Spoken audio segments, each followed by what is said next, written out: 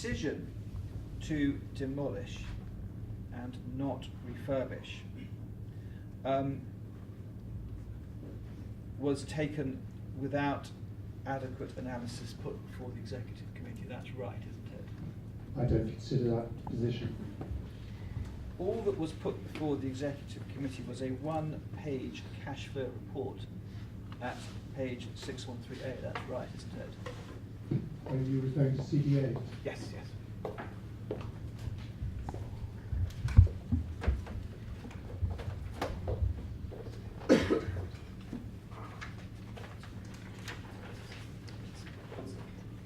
There is a set of figures within Schedule C, yes. Annex C of CD8, but there is also reference in terms of the actual main body of the report as well, as we covered in our rebuttal document. I'm just finding irrelevant references. You see, there's no reference. Do you mind if you can just find his reference? Yes. Thank you.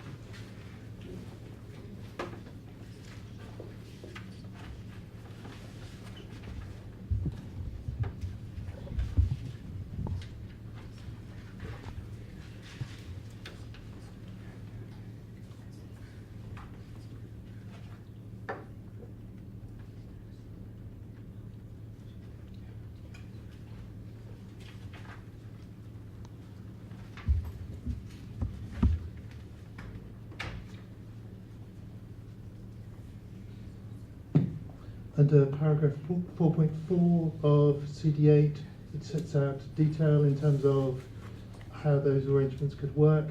What Annex C does do is set out the costs to the council. The assumption is made that the construction costs, developer profit, etc., is all handled by the developer. And so this shows in terms of under Schedule C, Annex C, it shows the actual cash flow impact on the council. And that's very clearly shown in 4.4. So Annex C just shows the council's costs. There's nothing to do with construction, nothing to do with the bulk of the costings. The first line of paragraph 4.4 says that calculations assume a land transfer to an RSL, a registered social landlord, or of a partner's current land value, construction costs, development profit, management of around £16 million over 10 years. So it does set out a basis on which we would look to bring forward a mixed tenure development on the scheme. 4.3 also refers to a partnership with RSLs and other partners. What we're now in a position with Notting Hill is we have a viable scheme. We've worked through all the funding package. We had to fund it, a wholly costed scheme, which now has planning permission, is now deliverable, is viable. So rather than referring to costs from 10 years ago, I think I'd actually probably far rather refer to the costs which are relevant now. Which are redacted in the agreement, aren't they? The actual cost information is redacted in the agreement, but what you have got is a position where the council and Notting Hill have agreed that there is a viable scheme which can deliver a very high level of social housing at a higher level than most of a regeneration schemes in London. Mr. Kirby, when you say there simply wasn't money for the refurbishment scheme, the information that was presented to the executive committee, if we go to CD8, paragraph 3.10, is that the effective refurbishment of the estate requires expenditure of between 315 and 350 million. That's what the report says. That is, isn't it? And have you seen the executive summary of Levitt Bernstein? This is in the inspector's list documents at 22.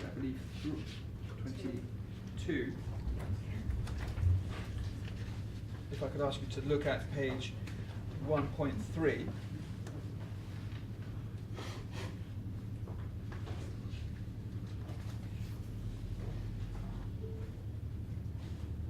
Which document? I have a file with the documents that were submitted at the inquiry in April and May, and it's document number 22, which is the executive summary of the Levitt-Bernstein report, I have the document. 2005. Do you have that? I do know. Yes. So if we go to page 1.3, what we see is for halfway down, before the bullet points start, for an average cost of £50,000 per unit, the scheme promises, and then it goes on. There was evidence, recent evidence in 2005, that the refurbishment of the scheme was going to could have costed £50,000 per unit, which multiplied by 2,700 comes to 135 million. And when you say that there simply wasn't the money for the refurbishment, 135 million is a significantly different figure from the 350 million up to that was put before the executive committee. In the executive committee report, it does give that chronology about where the figures have come from.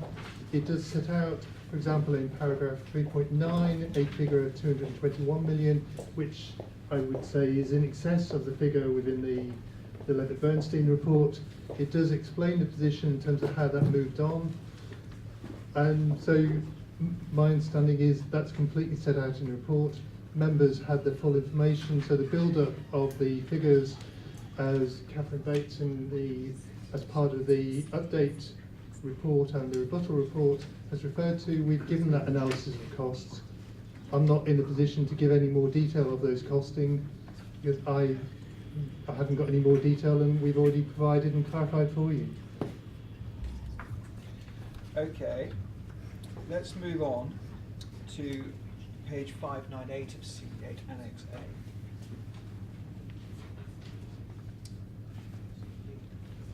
Yes. There's this figure for external community safety improvements across the whole estate, 148.9 million. Do you accept that figure is not referenced or referred to in any report at all? I would need to check through all the reports and see where that figure tracks back to. As I've just said, as part of our recent update report, we provided a cost table which compares what was in the Frost report with what's in the executive report and tries to give that breakdown, that chronology. It was 10 years ago. There is a lot of information which formed part of the report, as we referred to yesterday. A lot of information was built into the report. A lot of information was given over to Judy Boss at the last inquiry, and we've had no questions since that point on the breakdown of those figures. There could have been quite a lot of discussion in the intervening period. It's been a number of months since that information was handed over. Well, the headline figures that were presented to the executive meeting do not correlate with any of the supporting data. You heard the evidence today. Do you accept that? I don't accept that position.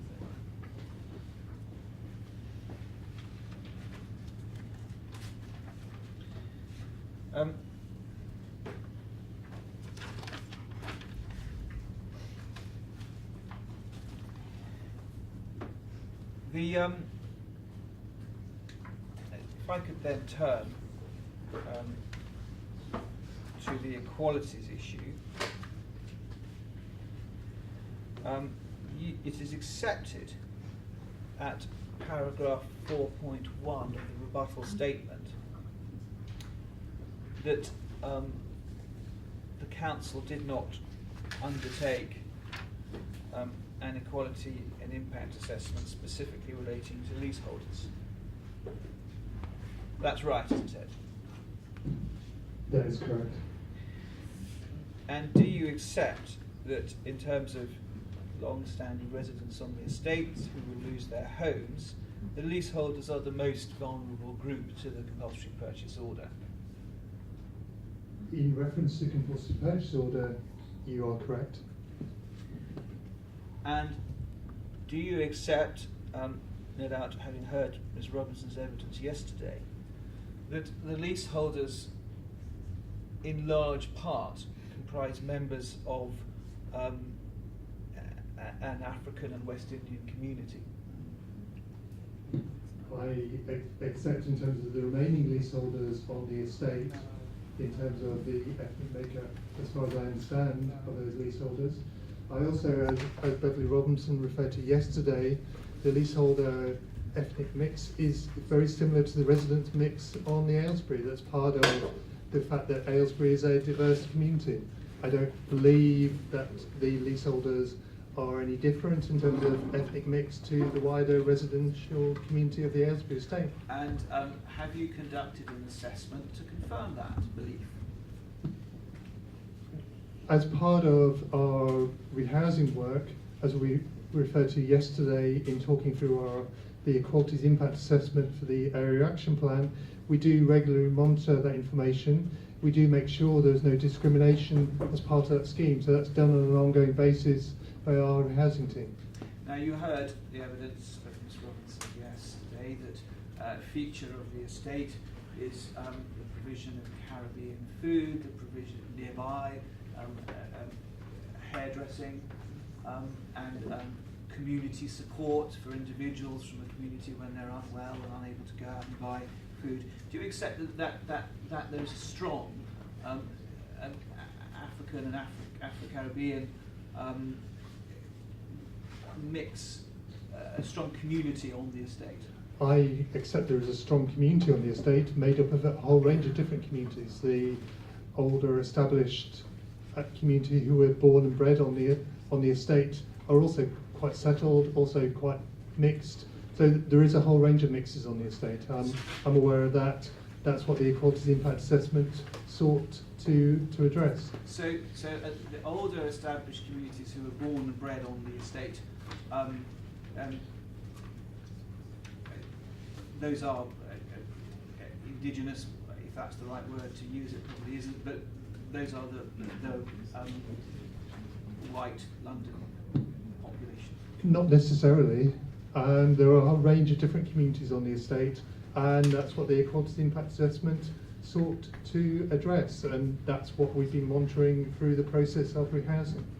So the non-BME residents, would you accept, would be in a different position in terms of losing their homes than the BME leaseholders? Would you accept that? No. If members of the estate belong to a specific ethnic group and ethnic community that is focused on that estate, it's more difficult for them to relocate than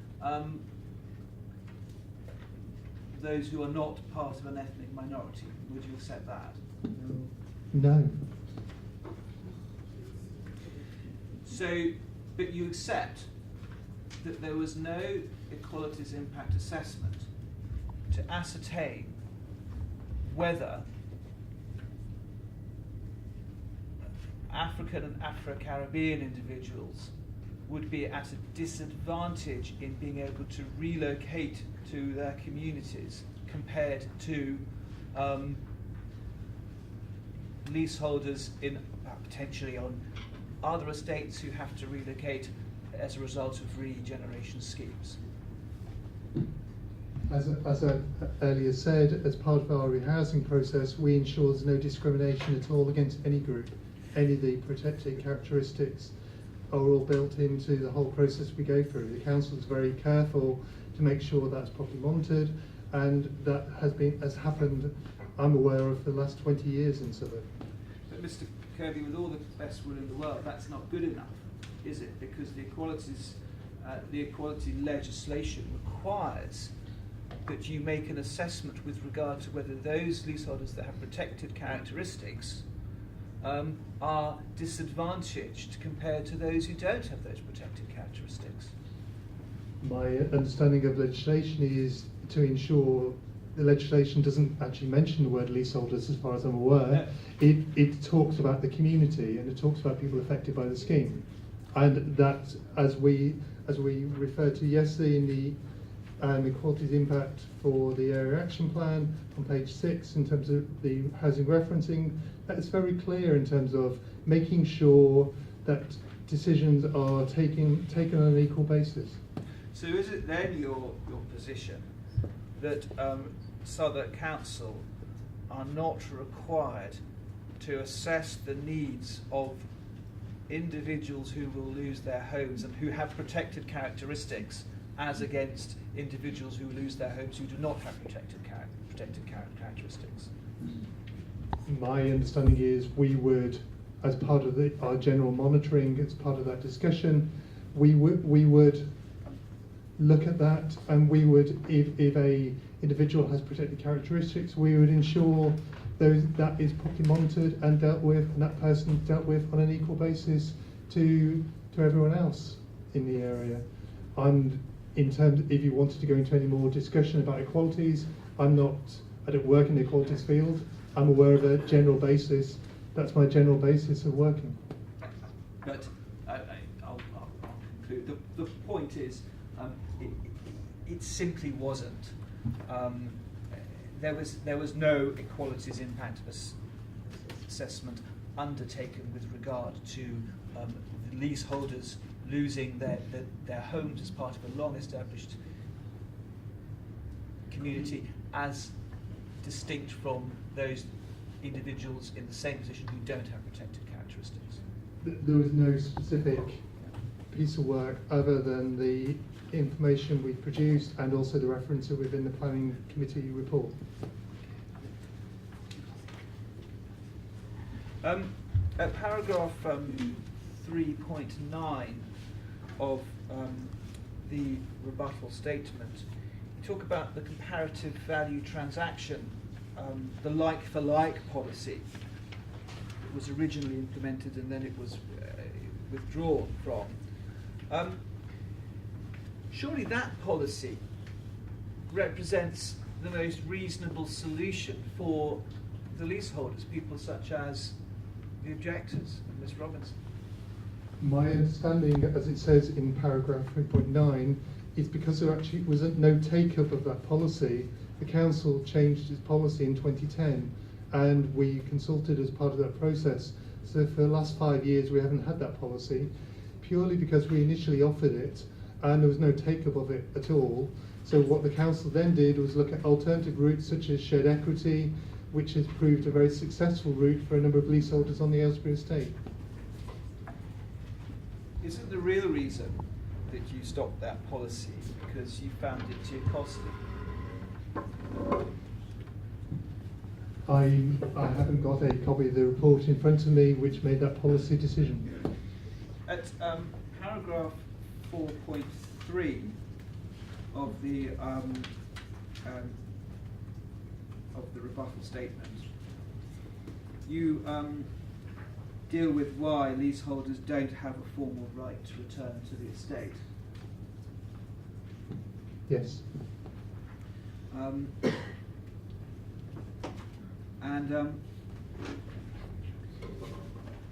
You say that any subsequent move, that the council tenants having exercised the choice to purchase their home are then, unlike the council tenants, having exercised the choice to purchase their home, they are then subject to the market constraints of home ownership. And you go on, and this statement goes on to say any subsequent move back onto the estate would necessitate additional subsequent costs in conveyancing fees, stamp duty removals, and so on.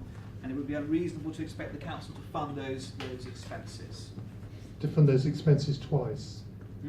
To fund those expenses twice. So if we would, my understanding of this issue is we would need to make those as part of the initial move that a leaseholder would make, and also make it again when the leaseholder moves back.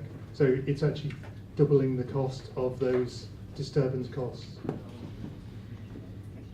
I have to suggest to you, Mr. Kirby, that the costs of double decanting are minimal when one weighs against that in a balancing exercise the the loss of a long-term home of these leaseholders? I can't comment on that.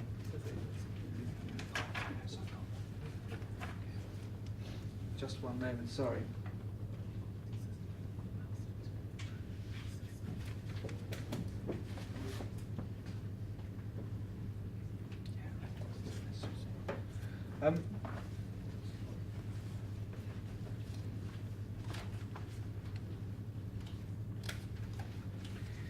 Paragraph 4.2 of the rebuttal statement. I'm sorry. Yes. I'm sorry, I've got the wrong reference. I'm going to ask you about scrutiny with regard to leaseholders who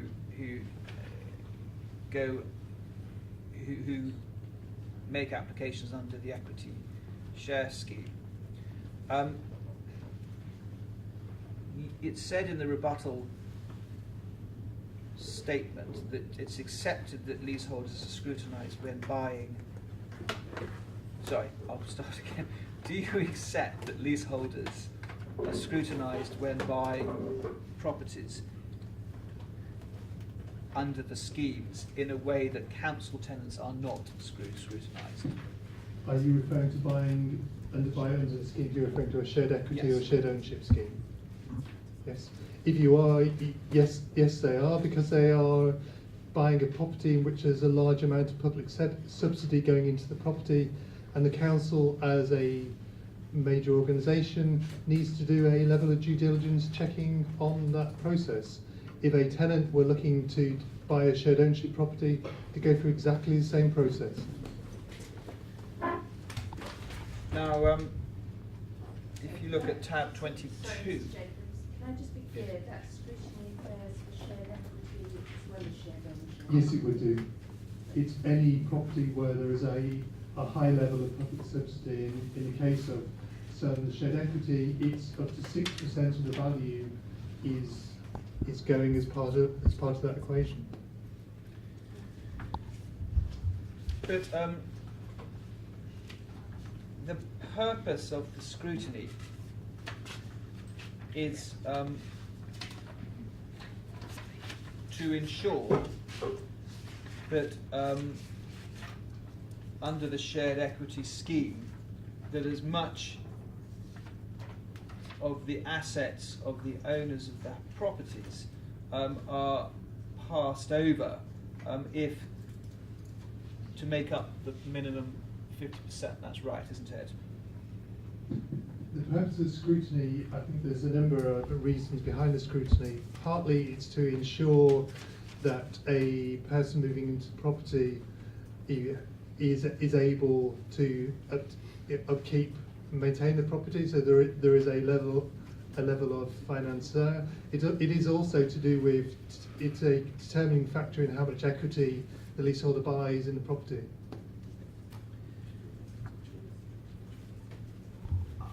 I'll go back to what you said about the like-for-like policy. You said there was no take-up, and that's why the policy was abandoned. That's my understanding. I haven't got a copy of the report in front of me. I have to suggest to you that there was no take-up because there was no decanting from the Aylesbury estate during that period. The council, as most people in the room are aware, have been doing regeneration for about 20 years so far. Started with Peckham Partnership, which I was directly involved. In 2010, when this report went through, we were in the middle of decanting the Haygate estate. So the offer and that policy was a blanket part of our decanting policy, rehousing policy, would have applied to every scheme we were carrying on at that point, is my understanding. But there was no decanting from the Aylesbury estate when you cancelled the like-for-like policy. In 2010, I would need to check back in terms of who we're moving at the time. There were two previous phases, the Aylesbury estate on Site 7 and also Phase 1A. I'd need to check when the people started moving. I wouldn't be surprised if there were people moving around about that date. But you can't confirm, can you, whether there was any decanting then? I can quite easily check when we started moving people into the 2 properties on the Aylesbury. Now, it's right, isn't it, that leaseholders who have savings or have assets are liable to lose those savings or assets in order to meet with the criteria in the equity share scheme. It's not correct that they're likely to lose those savings or assets. It is correct the council tries to negotiate a position whereby as much of those savings as possible gets invested in the property. So actually, rather than those savings being taken away, the leaseholder is actually getting a higher equity stake in the property. So when they come to resell that property, they've got a larger share of the cake. So if an individual has no mortgage and has 100% of their own property and is living off their life savings, how are they better off giving their life savings and putting them into the equity share scheme? Just in terms of investing savings into a scheme, they're investing in a property of a higher value than their current property, and they will look to transfer both the market value that council negotiates as part of the acquisition, plus a level of the savings, not all the savings as we've referred to previously, and that gives them a bigger stake. So rather than 40%, maybe they get 50% of property. When they come to sell that property, they've got a larger amount of money, because obviously property values in London currently are continuing to rise. So there would be. So can we continue? Yes, I'll continue if I may. The only realistic option for people like Miss Robinson then is to put her savings into the scheme and then sell immediately and move away. Is that right? That's the effect of what you say. That's not the only realistic option for Ms Robinson.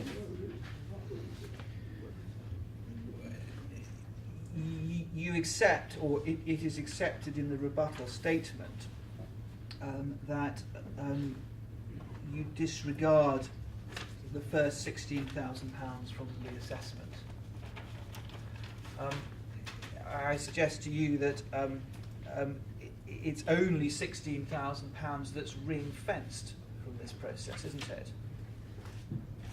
This is part of our current policy, and as has been mentioned previously, following a recent cabinet report, the council is reviewing that aspect of the policy. It's a decision which will need to be taken by our cabinet committee to revise that policy. I have to put to you that if one weighs up the consequences of losing one's home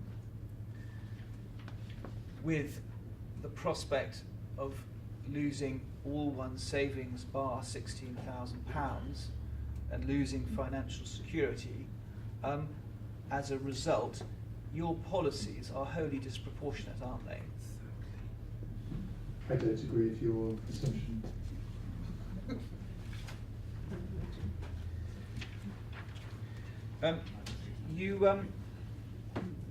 The rebuttal statement says at paragraph 7.1, and there's the last sentence, this does not necessarily mean that homeowners are only permitted to keep £16,000. Are there any circumstances then which homeowners would be permitted to keep more than this? We do, as the report refers to, we do negotiate on an individual basis with the homeowner, and there have been, I know, a series of discussions with Ms Robinson and other leaseholders over these issues. So I haven't come armed with a series of details under which we could look at a lower level. If the inspector is interested in that aspect, I can seek further advice on that issue. But you accept then that there would be circumstances where the £16,000 policy would be grossly unfair and unreasonable to leaseholders? I accept there may be a position where we accept a different position to our normal policy. That's as far as I'm going to go. Okay. I'm going to ask you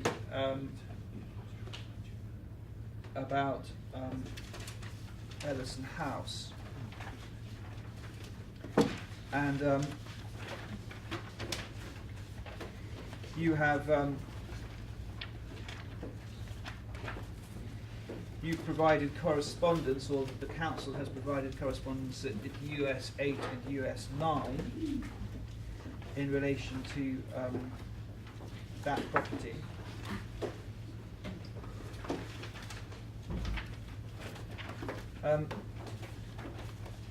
It's right to say, isn't it, that Ellison House, as a part of the first development site, is a significant part of the development, isn't it?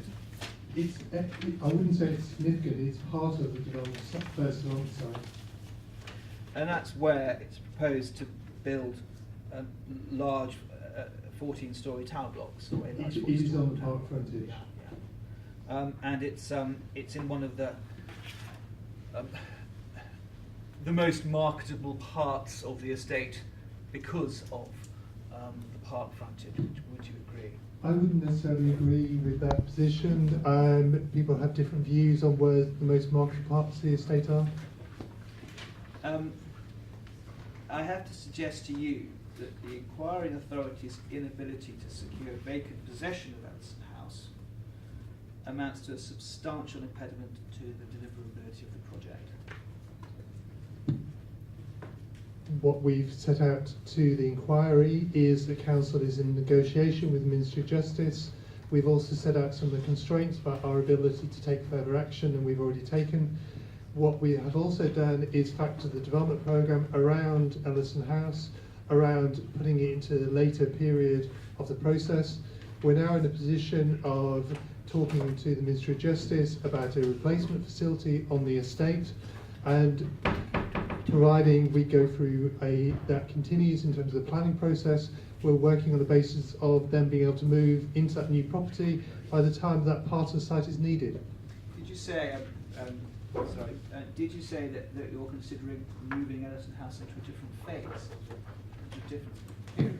In our update statement, under paragraph 5.2, the last line there. In your update statement, I'm sorry, I'm looking at the market statement wrong. 5.2.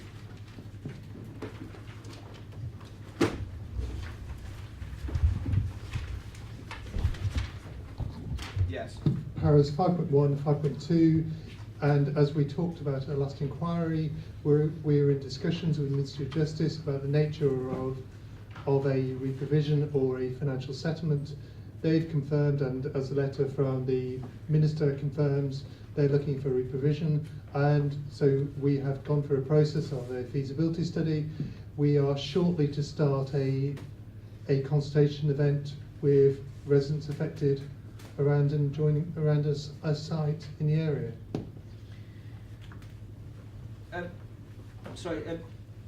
Is the effect of your evidence then that Ellison House is not going to be in the first development phase, is not part of the FDS? It is part of the FDS. The FDS site, if you visited the site, is very large. It's an 800 home development as part of the scheme.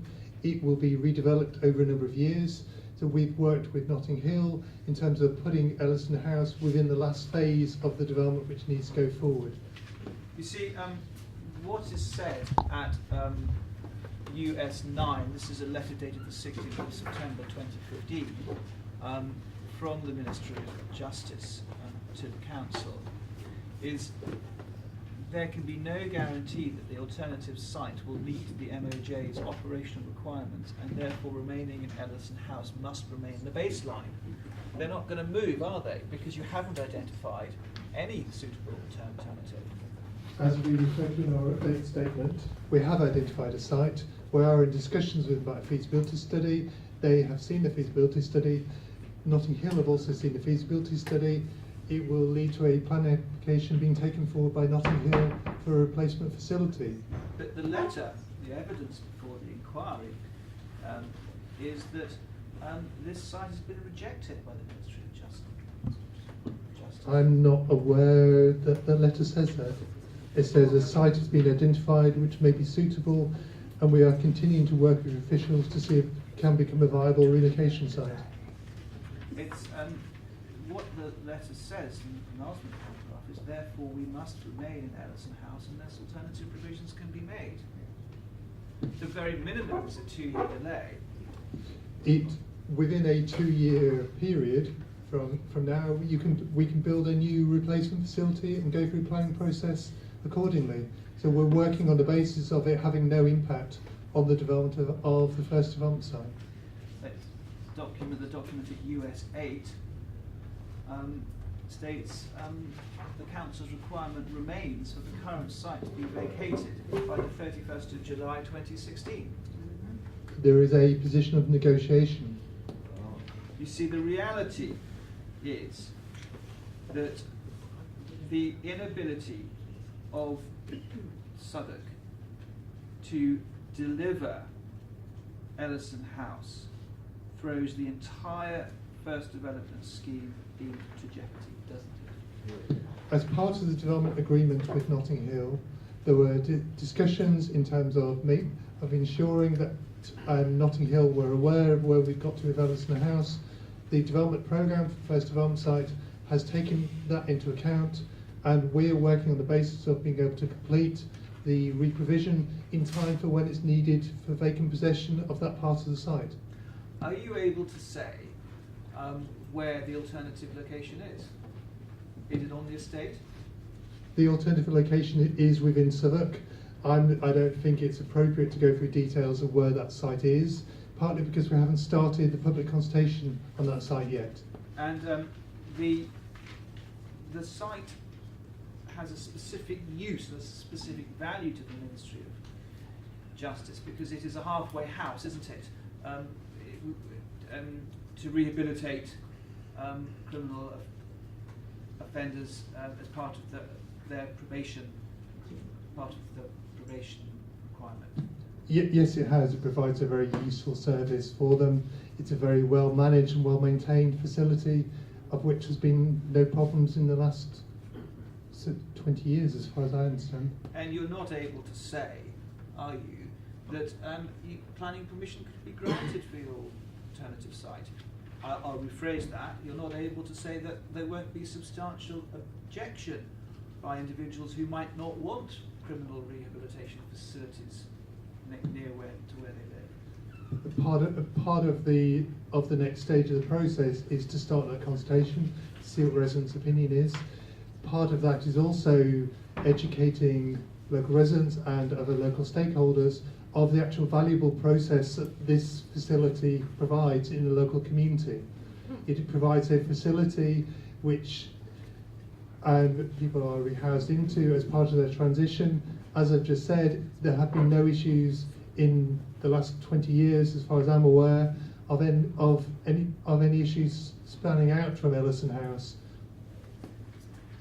But you're not able to say that there won't be objectors to that planning application. I'm not able to say that, no. And the letter that the leader of the council wrote to the Ministry of Justice, this is at US 8 on the 17th of August 2015, concludes, finally, I would be grateful if you could confirm that your commitment to ensure an agreement for surrender of the existing facilities, including a commitment for reprovision of the facilities if required, be put in place by September 2015. Essentially, this essential part of the first development site is no longer deliverable because the Ministry of Justice are not prepared to vacate. I don't agree with your assertion. As I've said, we are working with the Ministry of Justice very closely to ensure that the reprovision, as we are talking to them about, will be completed on time for them to move from one site to another site. Now, it's not only Ellison House that that is a problem with regard to viability and deliverability. It's right, isn't it, that the GLA have confirmed there is no signed funding agreement between GLA and Notting Hill. Can I ask what document you're referring Yes, to? if we could go to tab 23 of the bundles of the documents created on behalf of the objectors.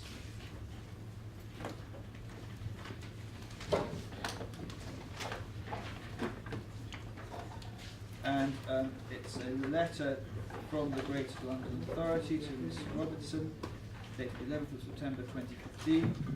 And if you go to the third page of that letter, you'll see, however, the GLA does not hold a signed framework delivery agreement for the Aylesbury estate. That's my understanding. And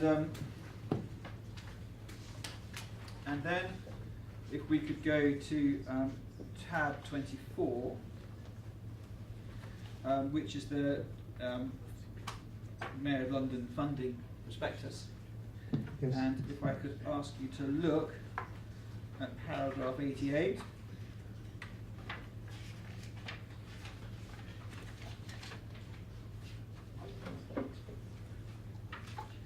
Now, this is on page 24 of the document. Yes. It says the GLA will not consider grant funding for schemes where rents, either affordable rent or shared ownership, have been artificially capped through the planning permission or associated documents. It does say that, but also I'd refer you to paragraph 81, which talks about estate regeneration. And my understanding is that under estate regeneration schemes, where there's a need to rehouse existing residents, there is a different level of rents which can be applied. So which paragraph was that, Mr. Kirby? Paragraph 81, and I think it's actually somewhere else as well. There's a whole section, paragraph 78 to 81, about estate renewal. My understanding is that there is a different rent position which is accepted as part of that scheme, as Ms Houseman in her evidence referred to, and there's a level of capped rent and discounted rent. So that's all set out here. So that's been referred to the previous inquiry. Well, the evidence of Ms Houseman, and I can be corrected if I'm wrong because I wasn't here, is that she confirmed that GLA funding was linked to the provision of affordable rented homes on the Aylesbury estate, not social rented homes. That's about the GLA definition Sorry, of the you asked whether funding. you need to be corrected or not. I'm afraid we have to correct you. That's Very just well. not the position. Well, that's what my Well, instructions it are. might and well that's be, the but I'm evidence afraid that that's was a misunderstanding. We did correct that in the rebuttal statement. given. Well, in that case, I will move on, and I will suggest to you, Mr. Kirby, that what the Section 106 agreement does is it imposes a cap that is not within the affordable rent scheme, and therefore the scheme is precluded from GLA funding because of paragraph 88. I don't accept that position. As I've referred to in paragraph 81 and 78, there is a provision within the agreement between the GLA and Notting Hill for estate regeneration schemes. Notting Hill are proposing to put a level of grant, as Ms Houseman referred to in her evidence, into the Aylesbury estate. The GLA are fully aware of that and are comfortable with that position. But the GLA won't fund social rented housing, will they? The GLA are funding social rented housing elsewhere in London currently. The other obstacle to deliverability, or one of the other obstacles to deliverability, is the new government policy. And I think you referred to new policies yesterday when you were talking about Notting Hill Trust and its financial position. Could I ask you to look at tab 12 of the objector documents?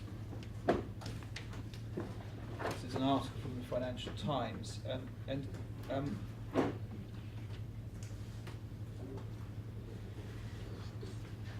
what I suggest to you then is that social rents are to be cut by 1% annually for the next 4 years. Do you accept that?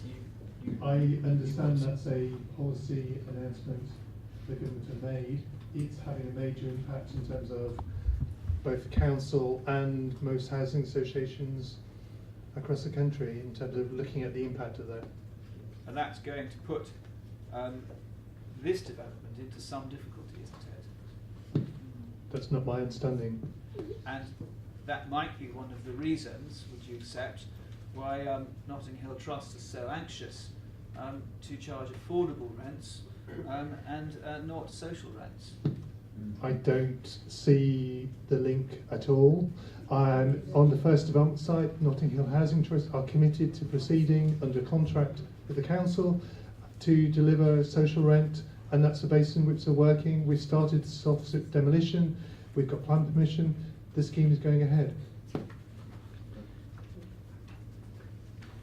If one looks at Notting Hill Housing Trust then, I don't have the reference, I'm afraid, to where the financial statement is in the bundle.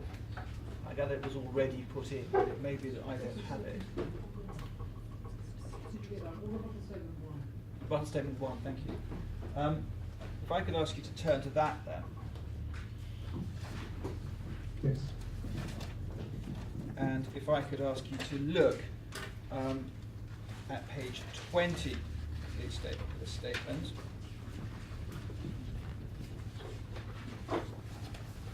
Yes. Where it says ratings.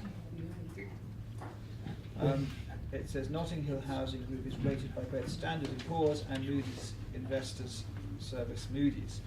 Now I accept that there is a problem as far as Moody's are concerned, but you will see in that paragraph, on the 12th of the second paragraph in the rating section, on the 12th of June 2015, S&P revised its outlook on the UK sovereign from stable to negative, and following this, on the 19th of June 2015, S&P revised its outlook on NHHT, Notting Hill Housing Trust, and NHHO to negative. So it's got a negative rating in terms of financial viability. That's right, isn't it? I can read the same document as you're reading. We do deal with this as part of our rebuttal, so I can refer back to that paragraph. And you produced a document, I think at document 2 of the rebuttal documents, to say that there's a record, that the Notting Hill Housing Trust has had a record surplus. Is that right? Document 2 of the rebuttal statement is the sustainability appraisal. I'm not sure which document you're referring to. I've got, what I've got is, it looks like a press release. Record surplus will help create new homes. So rebuttal statement 1? Rebuttal statement 1 is that. Okay.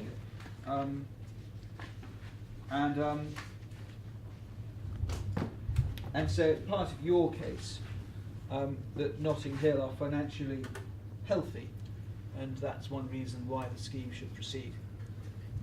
We went through a competitive process in line with procurement. As part of that was assessing the financial stability of all the bidders and with Notting Hill. And as referred to in my evidence at the main inquiry, that was all gone through and Notting Hill came out sound as part of that process. My understanding is that position hasn't changed.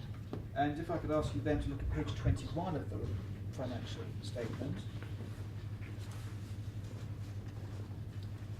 It states, under capital structure and treasury policy, borrowings at the year end were, this is 1.2 billion, isn't it? Which is the debt that Notting Hill hold.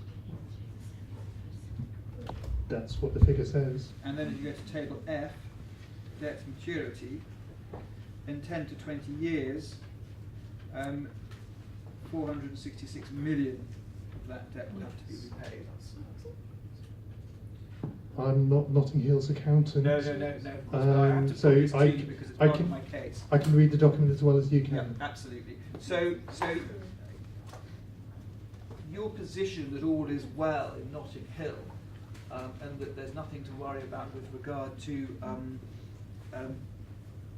deliverability needs to be assessed in light of the current financial position. Would you agree with that?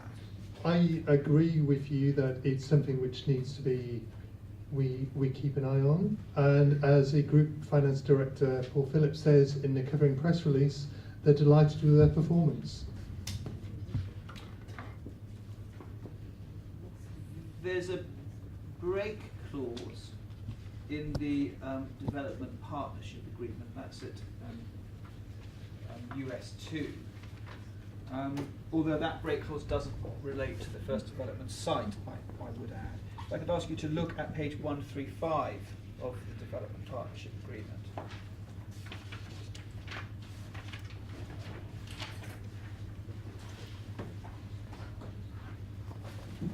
Yes.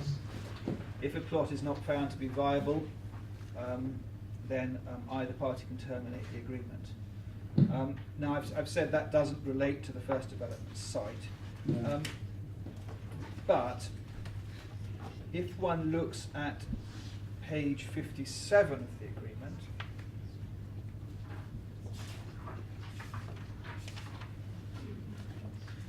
paragraph 13.1, with regard to default, do you accept that were Notting Hill to default on the first Sorry, development? beg your pardon, Mr. Jacobs. But my fault entirely, but what was the second reference that you provided the inspector? Page 57 of the development partnership Ungrouped. on the default, paragraph 13.1.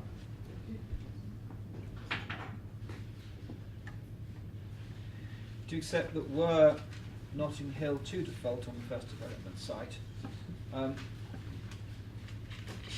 there's no penalty, they would simply have to repay the development costs? I would need to have a read through the development agreement in order to advise on our position. There are a range of clauses in here relating to both the overall development and the first development site. I'd need to read through that in some detail.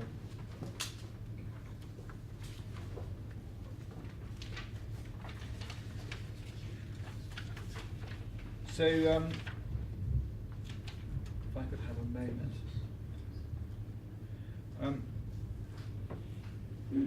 In respect of government policies affecting the scheme going forward, do you accept that another policy that's going to affect the deliverability of the project is the government's pledge to extend the right to buy to housing association tenants? It is a discussion which is going on at the moment. My understanding is it hasn't worked its way into policy yet. I think we've got to wait and see how that policy works in terms of the impact both on housing associations and the impact on the council as well, because it does provide a level of subsidy from the council to a housing association, and councils will be obliged to sell higher value property as part of that arrangement, to my understanding. That it hasn't worked its way into law yet. It is a discussion going on as part of the housing bill. The world has moved on in terms of the original proposal. There was a level of agreement with the National Housing Federation, I believe, a couple of weeks ago. So we'll wait to see how it works through. We don't know what impact it will have as yet. I have to suggest to you that the scheme is in difficulty because of these policy changes and because of Ellison House. I don't agree with your assumption, and also in our rebuttal we do deal with the question about the financial position of Notting Hill and the impact of policy, just finding the relevant reference.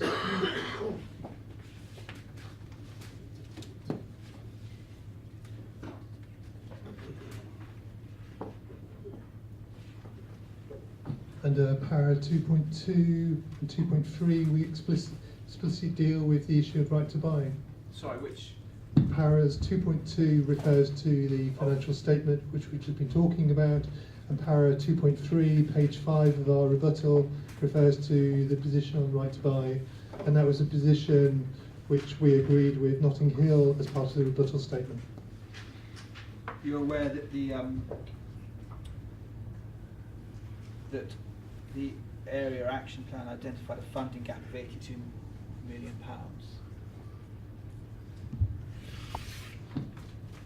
If you can tell me the reference in the area action plan, I can confirm that position.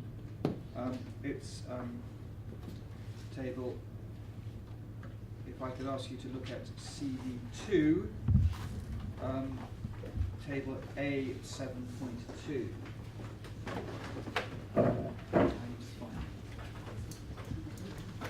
What page are you on?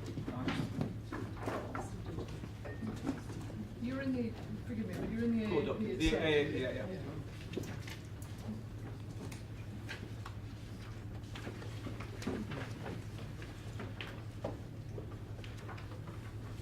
I don't have the reference one, so it might be the moment to locate it. Is it on page 202? I think so, yes. Yes, it's on 202. Sorry. 202. Yes. Oh, right. Page 202 of CD. Page 168 of that document. Yeah, internal number 168. So it's A7.2. It's on core document 2 and it's page 202.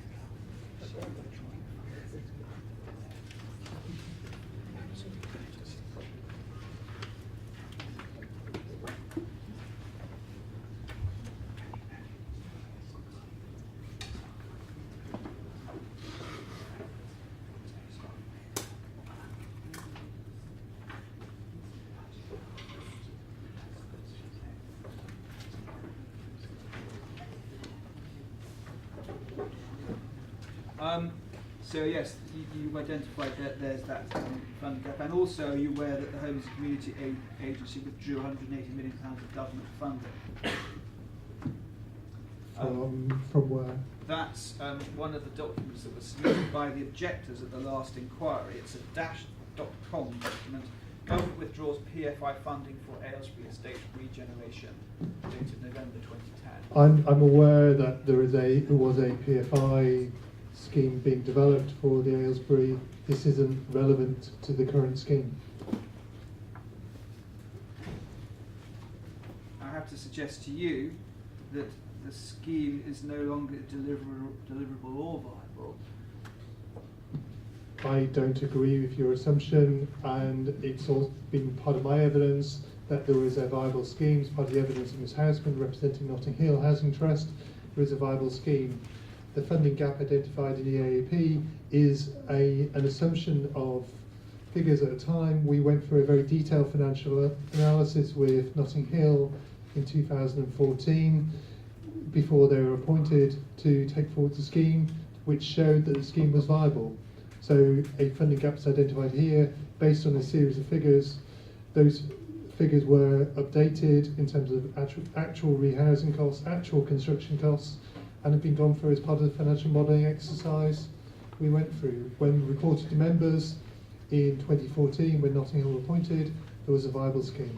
It's not viable now, that's the point I made. I don't agree with your assumption. You said that in your evidence yesterday that the Camberwell Fields option is an attractive option. Yes, it is. I have to suggest to you it can't be an attractive option if it causes financial hardship as it would to some of the leaseholders, including Mrs. Robinson. I would argue that it's an attractive option. Very recently, 2 leaseholders, one has actually moved, one is at the stage of completing documents. So it was attractive to those leaseholders.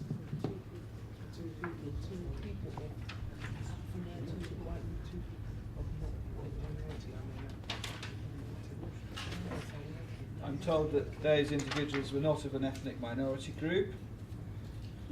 I don't have those details in front of And me. I'm told that the leaseholders who can't afford to move are not in employment. You haven't considered those factors, have you? I haven't got those details in front of me. I do know that a number of the objectors who are here today have been round Camberwell Fields, have actually reserved properties in Camberwell Fields, so I think it is attractive to them. It's right that those who were interested in Camberwell Fields declared those interests before they knew that their savings were going to be taken. I'm not aware that's the case. You said in your evidence yesterday that there's been no assessment of the viability of refurbishment as opposed to demolition now. I have to suggest to you that the only parts of the estate that have been demolished are the 5 to 6 story blocks that are structurally unsound, or said to be unsound. Do you know about that? I do know of that history of the estate. So there's no substantial impediment to refurbishment taking place now, as was said in evidence by The Professor large Randall. impediment to refurbishment taking place now is lack of money to deliver a scheme and lack of a partner who wants to deliver that scheme. In addition to the sheer cost of doing it. Well, I have to suggest to you that you don't know there's no partner that wants to deliver that scheme, because from September 2005, that scheme has been closed, hasn't it? Since 2005, and also I think as referred to yesterday under the AAP, there were elements of a partial redevelopment scheme looked at as part of that scheme. That was heavily consulted on, so that I think that's in 2010, 2011. Since that point, members took a decision that we need to move ahead with a scheme. The residents of Aylesbury have been waiting for, I'm aware of, probably 16 years for a regeneration scheme on the estate. A number of failed exercises to date to move forward with a scheme. We're now in a position we have a viable scheme ready to deliver. We talk about the information given yesterday with regard to the consultation. It's right to say that, as was stated yesterday, it was a fait accompli from 2005, because the documents to which Professor Randall was referred were all predicated on the fact that there had been a decision to demolish.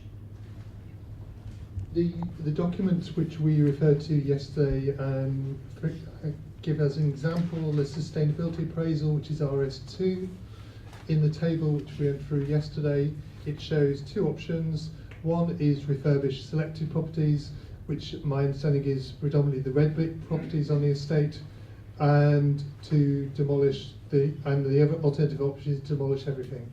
So those 2 options were looked at, and that was based upon, as part of that consultation process, there were, as I referred to yesterday, residents or other bodies could have said we actually wanted another option to be considered. That wasn't raised at the time. That went through a examination in public, and the inspector was comfortable of the consultation which had been carried out. Well, the examination in public that took place didn't consider the evidence that has been put before this inquiry. It didn't consider the lack of comparative analysis, the withholding of the reports and the research from the executive meeting, did it?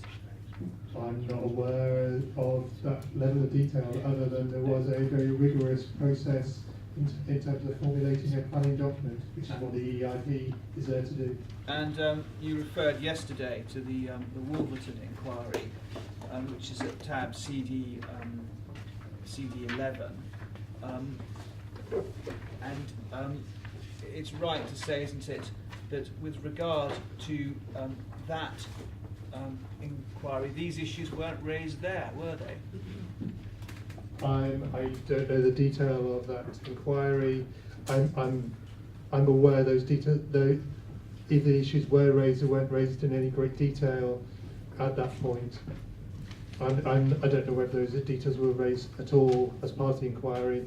The inspector, I think as referred to yesterday, made a very clear statement about the way forward in terms of regenerating and redeveloping the estate, and indicated that in his view the estate was beyond economic repair. Yes, I was coming on to that.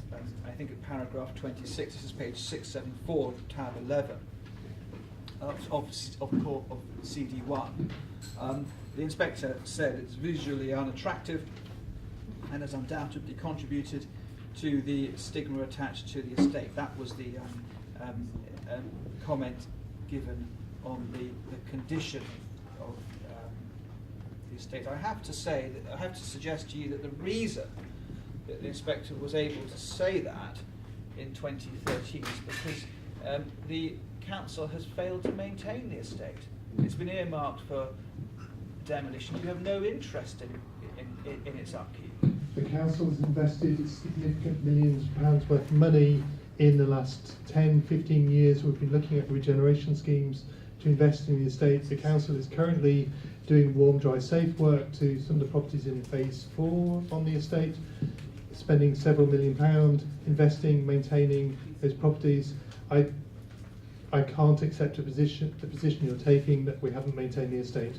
We have. Well, if one looks at the external decor of the estate, it is in poor repair, isn't it? I'd need to see the exact example you're pointing out. But going back to what you say about the money that has been put into the estate, it's right, isn't it, that the council is upgrading homes in phase 4 to warm, dry and safe standard? Yes, we are. There is a programme currently underway or shortly to commence to do warm, dry, safe in phase 4.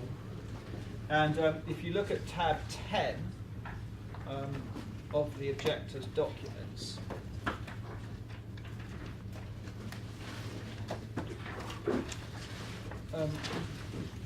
you'll see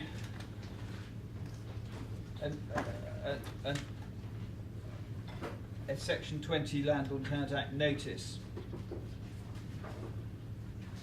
Yes. And that notice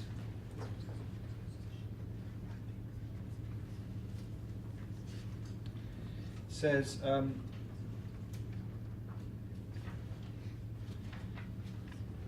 that at page 2,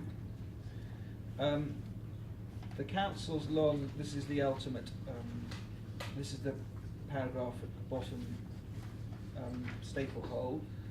The council's long-term partner and contractor is proposed to carry out the works. The works have been estimated at £12.3 million. Is that right? That's what the document says. For a total of 611 homes. That's what the document says, and it shows that the council is investing in the estate. And if one divides, and I'm not asking you to do the maths at all, if one divides 12.3 million by 611, that shows that, that the council is spending £20,000 to refurbish buildings that the council is then going to demolish. That's true. A unit. How does that represent a good use of public funds? It represents the fact that those buildings need to stay for a number of years as part of the development programme. We can't knock everything down in one go. People need to move on a phased basis. We need to maintain a standard of accommodation in those properties. Therefore, there is a need to invest in those properties. Mr. Jacobs, have you got many more questions? I don't mind. Yes, I do have some more. Maybe now might be a good time. It's just got 12:15, so if we could return about £25 to start the legislative break.